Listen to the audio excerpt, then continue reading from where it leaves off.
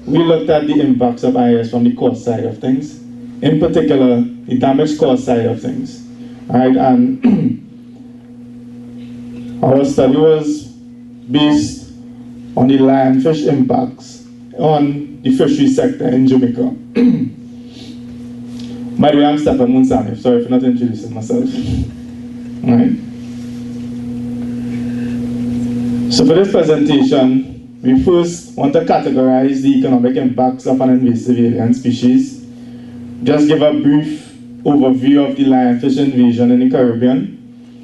We want to outline the direct and indirect economic impacts of the lionfish that were identified. We want to highlight some of the methodologies adopted, showcase some of the results.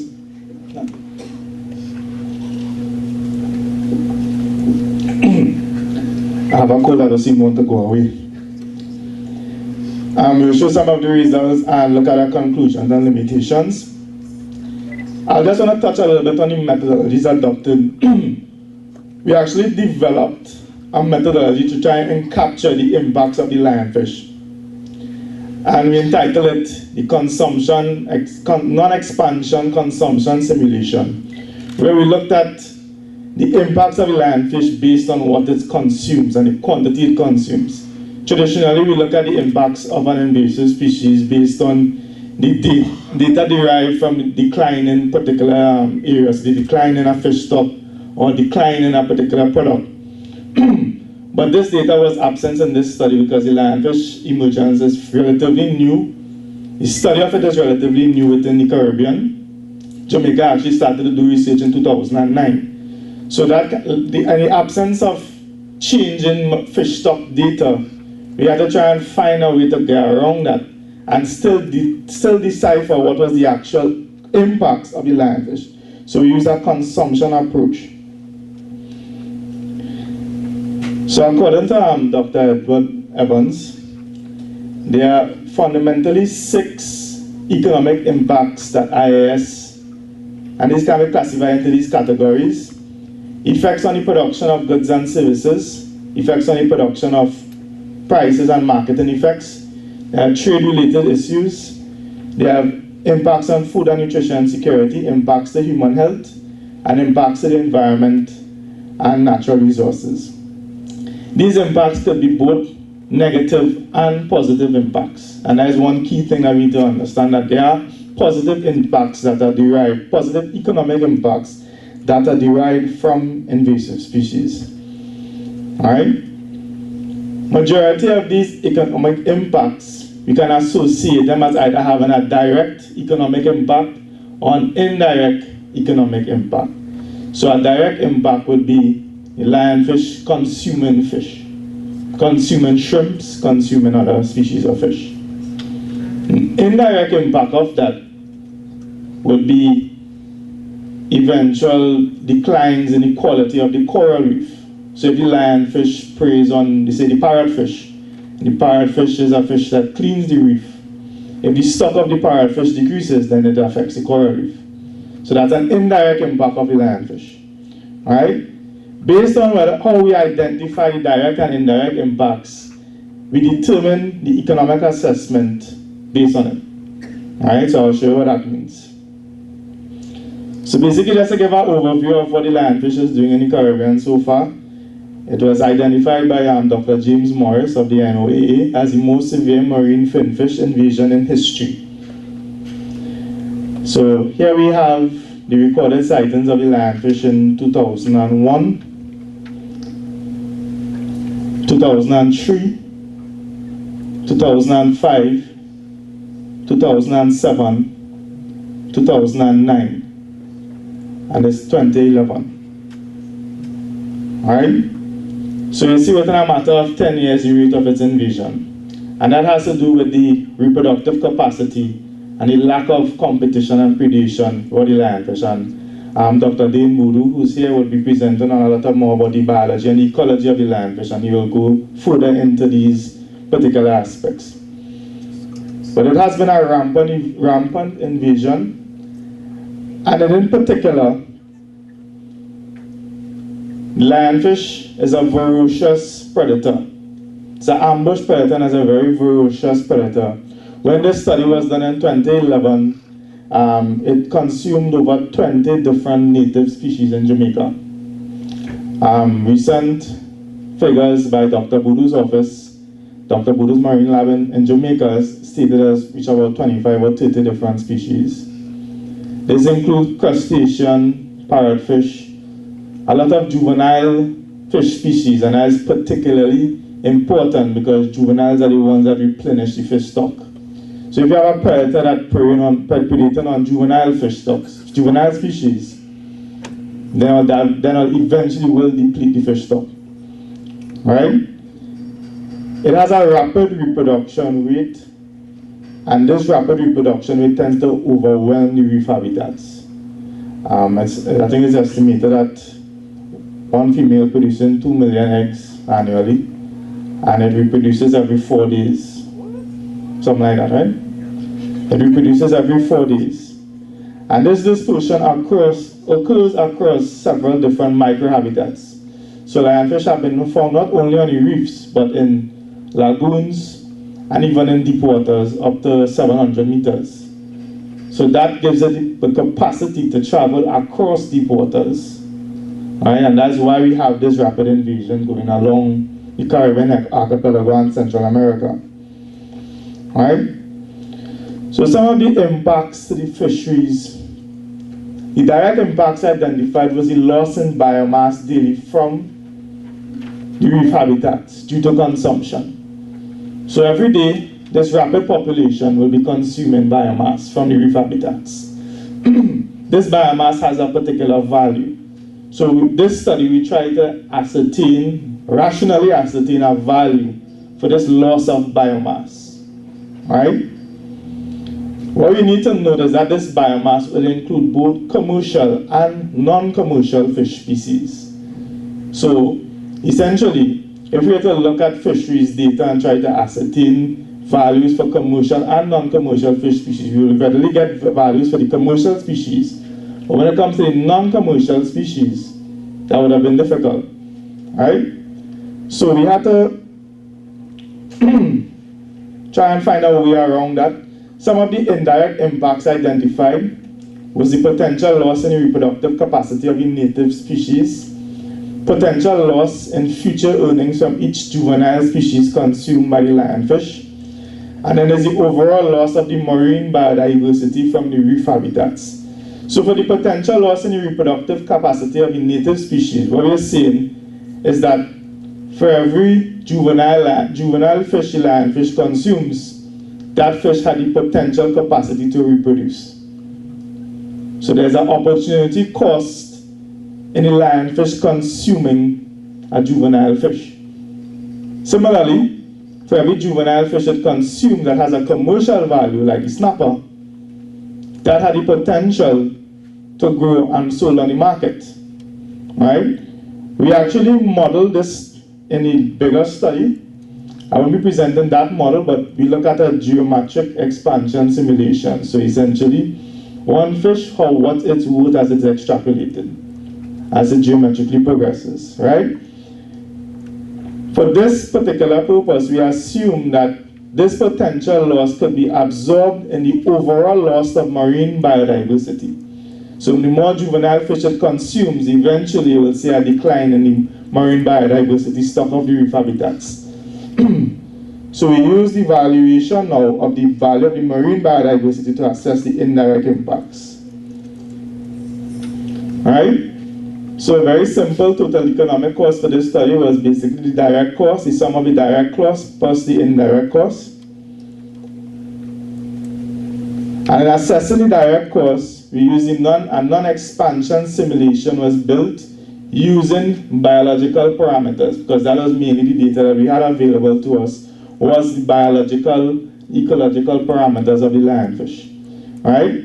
We tried to simulate the volume consumed by the lionfish population in Jamaica, basically simulated for a day and extrapolated for a year. Right? These parameters were ascertained using predominantly secondary sources,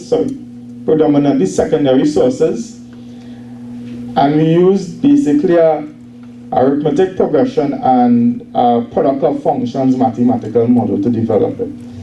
As complicated as it looks, this is what the simulation process, an expansion simulation process looked like. So we see at the top here, we have a particular density of lionfish within a reef habitats that is found by biological research conducted in the waters, right? We use this estimated population per reef to derive a total population given the total area of reef habitat it has in Jamaica, right? Basically, once we establish this estimated population, so we establish the estimated population, so basically the population density per square kilometer of reef multiplied by the total area of reef. Once we estimated the population, then we look at what is the potential biomass consumed by one lionfish on a daily basis. And that worked out to be about between 0.95 and 1 gram biomass, right? And we find the daily biomass per fish multiplied by total population to give a total biomass consumed within a daily basis, right? Then we found that for a yearly basis, so the total biomass consumed multiplied by 365 to give it for a yearly basis, right? So that will give us a total volume of biomass consumed by this estimated population that's coming out of the reef. So what we needed to determine now, what is the value of 1 gram of biomass from the reef. So how we did that was using secondary data again from the FAO. We got the total value of landings and determined that 90% of the fish that is landed in Jamaica comes from the reef. Alright?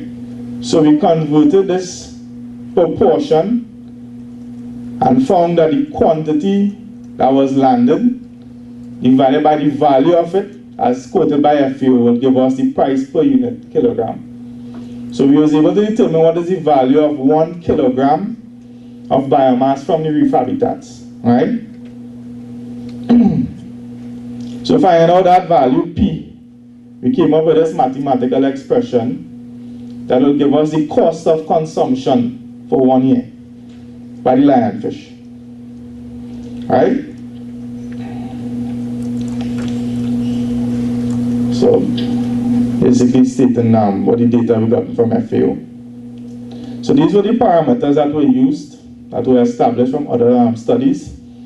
So we looked at the estimated number of lionfish per square kilometer of the reefs in Jamaica is 24,000. The areas of the reef in Jamaica was 1,240 square kilometers. So if you do the math, you see how the population could be estimated as very, very high. And we look at the biomass consumption on an average basis of being 0.98 grams biomass. Alright? So in assessing the indirect impacts, we need to find the value, the marine biodiversity. We assume if the marine biodiversity is declining or is eventually lost, I mean, it wouldn't be lost, but eventually it's declining, that's affecting the value that people put on it. So we try to ascertain the value that people put on it using the contingent valuation method, right? Which essentially looks at the mean willingness to pay, is basically how much they are willing to pay to preserve the marine biodiversity. And we assume that that's their value that they put on it, right? We use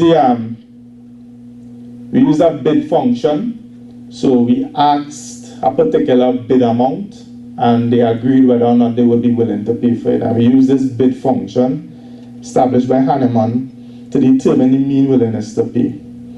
Alright? The contingent valuation was conducted along several stops along the north coast of Jamaica, and we had a sample size of about 366 respondents across 5 stakeholder categories, which are fishermen, tourists, locals, environmental officers, and dive shop operators, which are the 5 categories of subpopulations you would find in a typical coast in Jamaica anyway. Alright? So they were asked a bid, and whether or not they would have agreed or disagreed with it. So we use this bid function established by Hanneman, which is the proportion of responses that agreed with the bid to the proportion of responses that did not agree with the bid. We use this coefficient and a logistic regression and plug it into this equation to calculate the mean willingness to pay, and then multiply the mean willingness to pay by the study population to give you the total willingness to pay. So some of the results we got.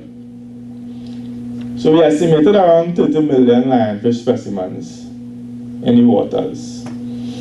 Right? Each consuming approximately 0.98 grams of food daily. Right? If you look at putting this information into the simulation, you will get about 11 million kilograms biomass consumed annually. Right? With the value of each value of 1 kilogram being US $2.64, we're looking at a potential impact of around 29 million US dollars annually just from consumption. Right? So these are the results that we look. What we showcased here was changes in any of the parameters. So we simulated a 5% increase in the lionfish population and see how much that will actually change the total biomass consumed. So a 5% increase, you're looking at a steady increase of total biomass consumed. So the indirect impacts, this was the logistic regression that we run that your response is dependent on the bid, and the coefficients derived. We estimated the mean willingness to pay at US $22.76 per respondent, and the mean willingness to pay times the study population give us a value of approximately 9 million US as the total value of the marine biodiversity. So this gives us a total economic impact of around US $38 million from potential losses caused by the lionfish. Right? So it represents a significant economic impact, and these impacts potentially could exceed 50% of the total value of Jamaica fisheries. So it definitely looks at a cost justification for the implementation of a management strategy in dealing with lionfish. So if we were to put in the context of what was discussed this morning, it sort of represents the zero case, no control situation, right? Now this was looking at the potential impacts. There are several limitations in looking at the potential impacts. One, we valued biomass. We didn't identify per species, right? Because we cannot determine if we're saying X amount of kilograms are being consumed from the reef, that could be from both commercial and non-commercial species. But we can't determine exactly how the lionfish is consuming, what they're consuming. So we just have to use these estimates, right? We can't assume the total amount that they are consuming of each species. So we have to use these estimates to derive that, right? Also, this was actually the first economics study conducted on the lionfish in the Caribbean region. So we didn't, every invasive species is unique, so we didn't have a template or a model to follow. Kind of had to adjust and adapt to suit the conditions of the lionfish we see observed with the lionfish. So we know that there are some drawbacks. We couldn't actually do the actual economic impacts, and that's because we really don't know what fully extent of the damage of the lionfish. We could only have these estimates, right? So basically, we have to look at only the potential impacts, right? But one of the main conclusions that we can draw is that if these sort of consumption figures continue, then it will eventually start to affect the livelihoods of fishermen, fish processors, and other marine stakeholders that depend on these reef habitats and the marine biodiversity for their way of life. Alright? So I'd like to thank you all very much.